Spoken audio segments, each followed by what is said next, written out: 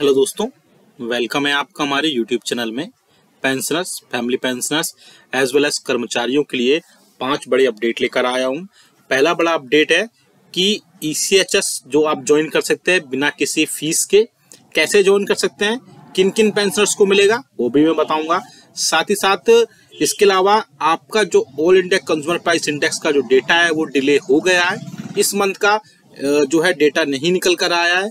उससे क्या जुलाई 2024 का महंगाई भत्ता और महंगाई राहत पर फर्क पड़ेगा, क्योंकि गवर्नमेंट पहले ही एक बार आपका 18 मंथ्स का DA और DR का एरियर्स को फ्रीज कर चुकी है। तो ऐसे में पेंशनर्स पैनिक हैं कि उनकी क्या ऐसा सिचुएशन फिर से बन सकती है कि जुलाई 2024 का महंगाई भत्ता और महंगाई राहत फ्रीज हो सकता है।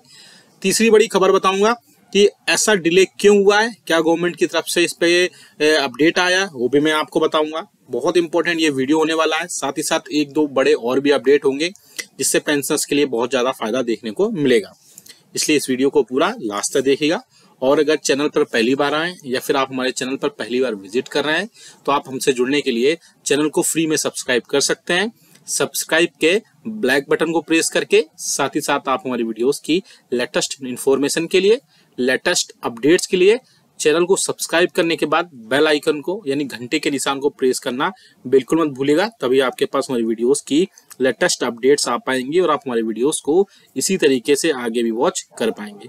आप हमारे चैनल पर pensioners, family pensioners as well as कर्मचारियों के वेलफेयर से रिलेटेड नोटिफिकेशंस, सर्कुलर्स और इंफॉर्मेशन अपडेट्स देते हैं। साथ ही साथ जो पेंशनर्स कमेंट्स करते हैं उनकी प्रॉब्लम को लेकर के उनका भी समाधान या समस्या की जाती है। साथ ही साथ उनको इन सब के बेनिफिट से रिलेटेड क्या अपडेट्स करने हैं, क्या कार्रवाई करनी है, वो भी अपने चैनल पर बताते हैं। चलिए पहली बड़ी खबर की तरफ लेकर चलते हैं कि ECHS ज्वाइन आप कर सकते हैं फिर से, लेकिन उसके लिए किन किन पेंशनर्स को लिए एक एलिजिबिलिटी दी गई है। तो आपको पता है ECHS ज्वाइन करने के लिए काफी पैसे देने पड़ते हैं और अब जो है इन पेंशनर्स के लिए ECHS फिर से फ्री में कर सकते हैं। यानी कि ऐसे पेंशनर्स जो वॉर डिसेबल्ड हैं या फिर वॉर विडोज हैं या फिर इसके अलावा उनके जो है डिपेंडेंट हैं, उनके फैमिली मेंबर्स, वो सब ECHS ज्वाइन कर सकते हैं। उनको किसी भी टाइप से कोई भी ECHS चार्जेस देने की जरूरत नहीं है। तो ये गवर्नमेंट की तरफ से एक अच्छा इनिशिएटिव लिया गया है। चलिए दूसरी बड़ी खबर की तरफ लेकर चलती हैं, जो कि आ रहा है all India consumer price index के डेटा को लेकर के। आप सभी को पता है कि इससे पहले या हर मंथ के लास्ट वर्किंग डे को सरकार की तरफ से, लेबर ब्यूरो शिमला की तरफ से एक all India consumer price index का डेटा पब्लिश किया जाता है और उसी के बेसिस पर आपका महंगाई भत्ता और महंगाई राहत तय होता है। लेकिन इस मंथ जो है all India consumer price index का डेटा का जो रिपोर्ट है लेबर ब्यूरो शिमला की तरफ से पब्लिश नहीं किया गया और उसके चलते अब क्या जुलाई 2024 का DA और DR डिले होगा वो तो हम बाद में बताएंगे इसमें। लेकिन उससे पहले एक और बड़ा इफेक्ट पड़ेगा IDA एम्प्लॉइज के लिए। IDA एम्प्लॉइज जो इंडस्ट्रियल डेवलपमेंट के एम्प्लॉइज होते हैं उनको बहुत ज्यादा फर्क पड़ेगा। जो पब्लिक सेक्टर के एम्प्लॉइज हैं उनके लिए, क्योंकि उनके लिए बहुत ज्यादा चीजें DR पर ही डिपेंड होती हैं और DR उनको अगर टाइम पर नहीं मिलेगा या फिर बढ़ता हुआ DR नहीं मिलेगा तो उनको उसी हिसाब से उनकी सैलरी में सीधा सीधा डायरेक्टली असर देखने को मिल सकता है। इसलिए जल्द से जल्द जैसे ही all India consumer price index का डेटा आएगा उनकी सैलरी फिर से रिज्यूम हो जाएगी। रिज्यूम होने का मेरा मतलब है कि उनकी बढ़ी हुई सैलरी फिर से उनके खातों में आएगी, क्योंकि IDA एम्प्लॉइज को जो ऑल इंडिया कंज्यूमर प्राइस का इंडेक्स का डेटा है उससे बहुत ज्यादा फर्क पड़ने वाला है। हालांकि फर्क सभी को पड़ेगा, क्योंकि जो जुलाई 2024 का DA और DR है उस पर भी इसका इफेक्ट पड़ सकता है। क्योंकि आपको पता है कि जब फरवरी की all India consumer price index का डेटा आएगा उसी के बाद नेक्स्ट मंथ का all India consumer price index का डेटा आएगा।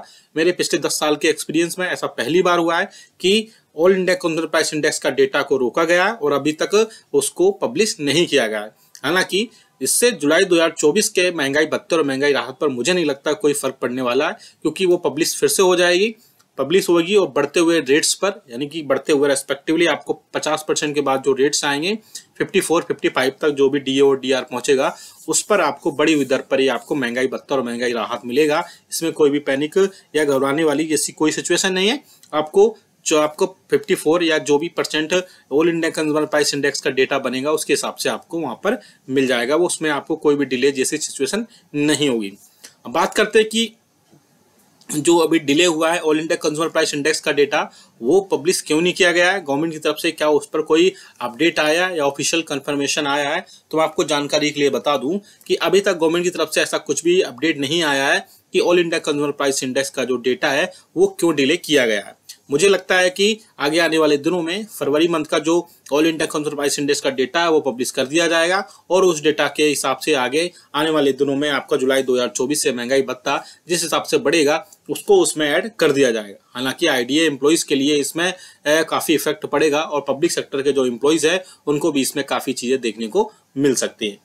अब बात करते हैं एक और बड़ी खबर की कि फिक्स्ड मेडिकल अलाउंसेस पर भी एक बड़ी अपडेट देखने को मिल रही है। आपको जानकारी के लिए बता दूं कि फिक्स्ड मेडिकल अलाउंसेस ऐसे पेंशनर्स को दिया जाता है जो कि नॉन सीजीएचएस एरियाज में रहते हैं, मतलब कि जहां पर सीजीएचएस के हॉस्पिटल्स, डिस्पेंसरीज, वेलनेस सेंटर्स या उनकी यूनिट्स नहीं है, वहां पर ऐसे पेंशनर्स को 1000 रुपए फिक्स्ड मेडिकल अलाउंसेस के रूप में उनको मिलते हैं। और अब जो खबर आ रही है वो बहुत ही अच्छी खबर है कि जानकारी के मुताबिक ministry of health and family welfare की तरफ से जल्द पेंशनर्स को जो नॉन सीजीएचएस एरियाज में रहते हैं उनको इसमें फिक्स्ड मेडिकल अलाउंसेस में यानी चिकित्सा मेडिकल भत्ता में बढ़ोतरी देखने को मिल सकती है, क्योंकि इससे पहले कई सारी मीटिंग्स हुई और कैबिनेट की मीटिंग्स हुई जिसमें पेंशनर्स और फैमिली पेंशनर्स के एसोसिएशंस रहे, फेडरेशंस रहे, जिन्होंने सरकार से लगातार इसके रिगार्डिंग बातचीत की है कि सरकार कर्मचारियों, पेंशनर्स और फैमिली पेंशनर्स का जो फिक्स्ड मेडिकल अलाउंसेस है उसमें बढ़ोतरी करे। और जैसे ही इसमें बढ़ोतरी होगी, मुझे लगता है इसमें 2000 रुपए तक बढ़ोतरी हो सकती है, क्योंकि पेंशनर्स की एसोसिएशंस ने और इवन पेंशनर्स भी फिक्स्ड मेडिकल अलाउंसेस को बढ़ोतरी को लेकर के लगातार सरकार से रिक्वेस्ट कर रहे थे और उन्होंने 3000 रुपए तक फिक्स्ड मेडिकल अलाउंसेस को बढ़ाने की बात कही थी। लेकिन मुझे लगता है कि 2000 रुपए तक इसमें बात बन सकती है और जल्द से जल्द कोई ना कोई अपडेट निकल कर इसमें जरूर निकल कर आ सकता है। तो आप फिक्स्ड मेडिकल अलाउंसेस को आगे कोई ना कोई इसमें अपडेट निकल कर आएगा, जिससे पेंशनर्स को बहुत ज्यादा राहत देखने को मिल सकती है। अब बात करते हैं एक और बड़ी अपडेट की। बड़ी अपडेट आ रही है आपके पेंशन स्लिप को लेकर के। मैंने पिछले दिनों एक वीडियो अपलोड किया था, वीडियो बनाया था, सेपरेट सारी चीजें हुई थी जिसमें पेंशनर्स और फैमिली पेंशनर्स के सारी चीजें क्लियर की गई थी उसमें कि आपकी पेंशन स्लिप आपके अकाउंट में आप उसको डाउनलोड करते हैं, लेकिन आप अपने मोबाइल पर, व्हाट्सएप पर या ईमेल के जरिए भी मंगा सकते हैं।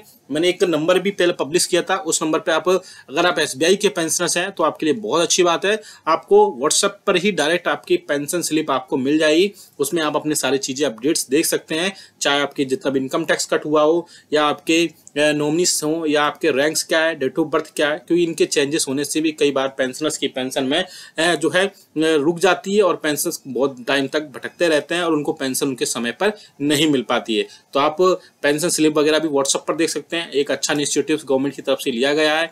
आप हमें कमेंट करके बताइएगा।